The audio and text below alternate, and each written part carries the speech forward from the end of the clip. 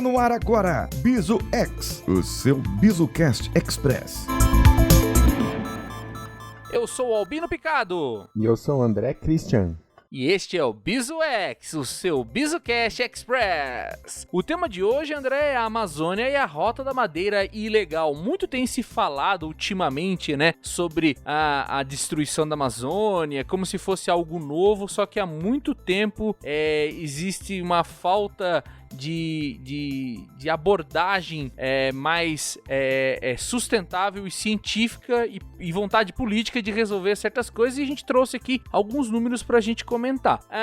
A Amazônia então é uma floresta tropical, né, que é considerada a maior, né, cobre boa parte aí do noroeste do Brasil, se estende até a Colômbia, o Peru e outros países da América do Sul, e não é só no Brasil que tem a Amazônia, né. É a maior floresta tropical do mundo, famosa por sua biodiversidade e tem muitos rios, né, uma grande bacia hidrográfica, entre eles o Rio Amazonas. São mais de 5 milhões e 500 mil quilômetros quadrados. A floresta tem na sua maioria, né, árvores folhosas de grande porte, né, André? Eu listei 6 das mais, assim, conhecidas e mais extraídas de lá, que é o jacarandá, cajuaçu, andiroba, tatajuba, maçaranduba e angelim, André. Nós temos também o jatobá, né, o angelim.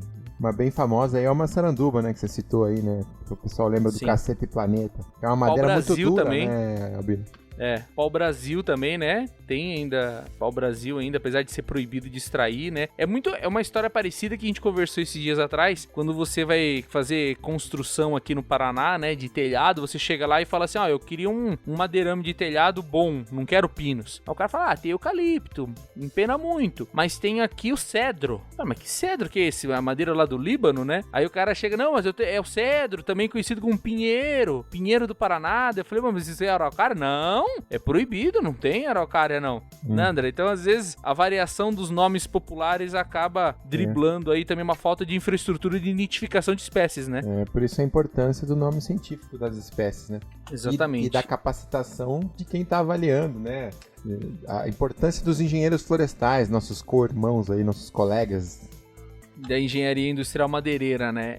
Eu acho que também existe uma falta de incentivo de ter mais desses profissionais para emitir esses laudos, né? Às vezes vai lá pro ministério um burocrata, vê uma foto de uma madeira e um nome, sei lá, Parapará. Essa aqui é o Parapará. Então tudo bem, Parapará pode. Mas e se fosse o jacarandá copaíba não? Esse daí é proibido. Então o cara inventa nome lá. Espero que não seja dessa forma. A gente espera que não, mas os relatos são, né, que ocorre porque são mais de 2.500 espécies, diferente de florestas em outros lugares do mundo, né, André? De florestas de conífera, onde tem uma variação muito pequena de quantidade de espécies, nós estamos falando de uma floresta tropical, onde existe uma variedade absurda de espécies, né? Dados mostram que apenas 33% da madeira que é vendida, extraída, é legal. O restante é ilegal, André. É um número que nos impressiona, né?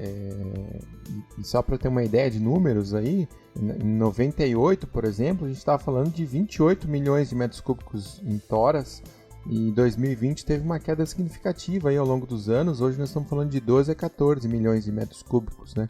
Então, você considerando, como você disse aí, que 70% é madeira ilegal, né? O que é esse madeira ilegal? Normalmente se diz que essa madeira foi retirada de uma floresta com manejo florestal, ou seja, que houve uma avaliação de inventário, que houve uma avaliação de quanto de madeira, quantos metros cúbicos tem naquele local, né, Albino? E normalmente se fala que é de um lugar e foi retirada, na verdade, de outro, né? Isso é legal o que você está falando, porque é o papel que muita gente desconhece do engenheiro florestal nesse tipo de tratamento aí, nessa atividade de floresta nativa, onde ele confecciona um documento chamado inventário florestal, onde ele documenta as espécies, né? E ele cria o plano de desbaste que consegue preservar, extrair, preservando sem degradar ao extremo, né? Mantendo uma atividade econômica sustentável nisso. Só que o que acontece é que esse tipo de documento, mais uma vez, nossos co-irmãos de profissão, os engenheiros florestais, né? São os responsáveis por gerar esse documento. Há relatos de fraudes onde o mesmo documento cobre inúmeras cargas, né? A mesma história que a gente também acredita, a gente não quer acreditar, né, André, de nota fria, mas a grande maioria dos produtores florestais aí trabalham com nota fria, né? A mesma nota, 3, 4 caminhões passam. Outro ponto a ser ressaltado aqui é que o pessoal, ao contrário do que todos acham, né, 80%, de 80% a 85% dessa madeira que vem de florestas nativas aí, fica no Brasil, né, para uso doméstico, como o Albino falou, aí para uso em telhados, para uso nas construções brasileiras, e apenas de 15% a 20% é exportação. E a gente queria destacar também que esse uso nacional, ele não é um uso industrial, porque a nossa indústria florestal, ela é de base, em essência, de madeiras de reflorestamento. Não porque, né, essencialmente são responsáveis ambientalmente, mas são, claro. Mas o grande motivo disso é a parte de custo operacional, né, André? Dá para fazer papel com madeira da Amazônia? É claro que dá, mas é uma perda de dinheiro tremenda, né? Como a gente já deu esse exemplo anteriormente, é fazer carne moída, hambúrguer de filé mignon, né? Exatamente, não faz São sentido, madeiras né? nobres, principalmente para usos industriais, nessas madeiras nativas, usos industriais, não, usos estruturais, né? Por exemplo, os painéis que são feitos a partir de florestas plantadas, que vêm de pinos e eucalipto, eles são muito utilizados para móveis, em sua maioria, né? Os móveis de MDF, aí, de MDP, essas mesas que vocês veem com revestimento, com textura, imitando madeira, isso tudo é feito numa fábrica, né? Industrialmente, a partir de madeira reflorestada, que demora, sei lá, de 6 a 12 anos para crescer apenas, né? Quando a gente fala de maçaranduba, de jatobá, são árvores centenárias, né, Albino? E sem contar a parte de insumos químicos, né? E a quantidade de perda em termos de massa, né? Quando num processo industrial você utilizar esse tipo de madeira aí, que são as folhosas, né? Muito mais vantajoso você utilizar, apesar de que o eucalipto também é uma folhosa, mas a gente tá falando de madeiras nativas aí de floresta, né? Não é vantajoso. Então tem aquele mito do economize uma folha de papel para salvar uma árvore da floresta, né? Ele é uma forma de expressão, né? Porque ninguém faz hoje uma folha de papel de um pau-brasil aí, de uma maçaranduba, porque senão o cara ia falir, né, André? Sim, e graças a isso, hoje o Brasil é o maior exportador de celulose, de eucalipto do mundo, né? Uma coisa só para desmistificar mais um ponto, Albino, que eu queria colocar, é que a gente não tem exportação de toras em si, né? Elas sempre se transformam em tábuas ou pranchas, que já são normalmente secas, né? E são exportadas. E essa questão da exportação hoje, que o pessoal fala, o pessoal vem aqui, exporta madeira, tal, madeira ilegal. Na maioria das vezes, a madeira ilegal é para o mercado doméstico, porque a documentação exigida para exportação normalmente é mais rígida, né? Provar a origem daquele material, o projeto de manejo, a data de extração, a questão da cadeia de custódia é muito exigida. Às vezes vem estrangeiros auditar esses processos aqui no Brasil antes da exportação, né? Então, desmistificar um pouco isso, a questão de madeira ilegal e exportação. É mais difícil você ter madeira ilegal na exportação do que no uso doméstico, por exemplo. Senão fica parecendo aí que a gente tá leiloando as coisas com facilidade. Apesar de estar desorganizado, não é tão fácil assim, né, André? Contudo, né, os países que mais compram a nossa madeira amazônica é Estados Unidos, França, né, e depois China, né? Grande parte também lâminas para a fabricação de embarcações, pisos e móveis, né, André? Sim, tem muita madeira exportada nessa base aí de pisos. Pisos é bem utilizado aí.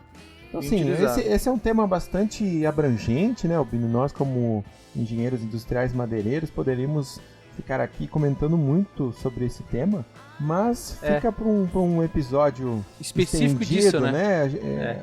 Estamos nesse BISUEX só para dar uma pincelada nesse tema. Em 2017, a Polícia Federal aí começou a fase da Operação Arquimedes, né, onde eles acharam mais de 10 mil metros cúbicos de madeira, né, todos aí preparados para serem embarcados para outros estados e depois irem para a América do Norte. Na verdade, eu li um pouco sobre essa operação, que ainda continua em funcionamento, né, os contraventores acabam utilizando nosso excesso de burocracia e acabam fazendo aí um ping-pong aí de notas fiscais, de documentações de inventário, e você acaba misturando essa madeira e um monte de outros inventários e de repente, bum, a madeira sai daqui. Então é um trabalho muito legal que a Polícia Federal tem feito para pegar esse pessoal aí, André.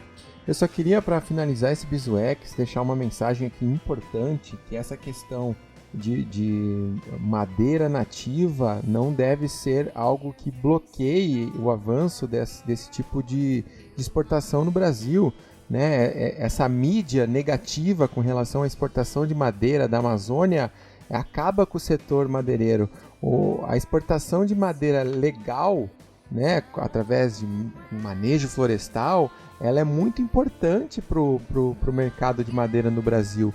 Então, é só vocês verem essa queda que teve de 28 milhões em 98 para de 12 a 14 em 2020, isso reflete diretamente, né, um impacto econômico também para o Brasil. Né? A gente tem que fomentar os maiores controles, uma melhor gestão da madeira da Amazônia para exportação. Uma coisa que eu sempre comento, e o meu pai, como engenheiro florestal, sempre está ressaltando: não existe, por exemplo, um grande inventário florestal da Amazônia. Que madeira nós temos na Amazônia?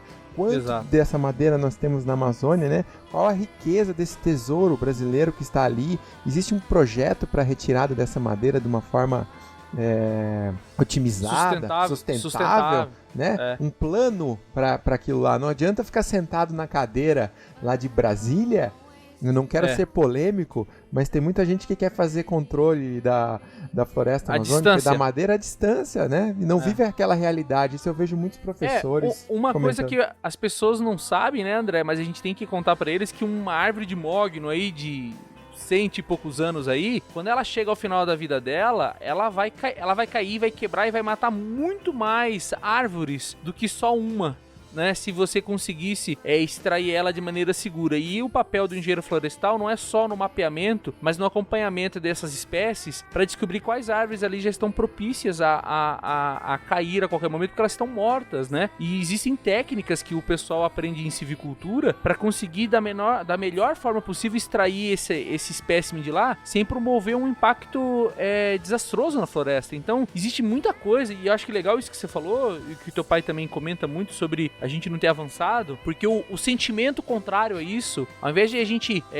avançar para algo regulamentado, acaba sufocando a atividade de quem é legal, mas abre as portas para a ilegalidade, porque o ilegal ele acontece na sombra. Exato. Então é de interesse desses caras que ninguém faça o inventário de tudo, é de interesse desses caras que seja proibido, porque daí o que vai acontecer? Eles vão continuar tirando só para eles da maneira que eles quiserem, com trator, né, da maneira mais errada possível, com corrente, né, destruindo a floresta, e daí já colocando uns boi lá no lugar lá para disfarçar. Não, aqui nunca teve, aqui sempre foi fácil.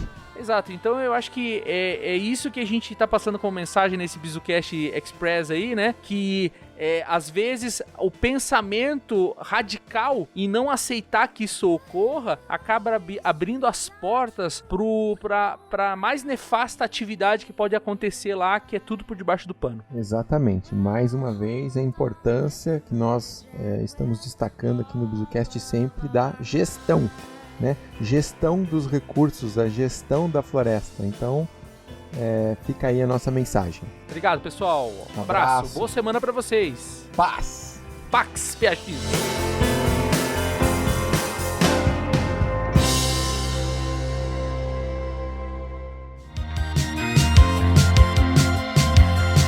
Você está escutando o BISUX, o seu BISUcast Express. Produzido e editado por BISUcast.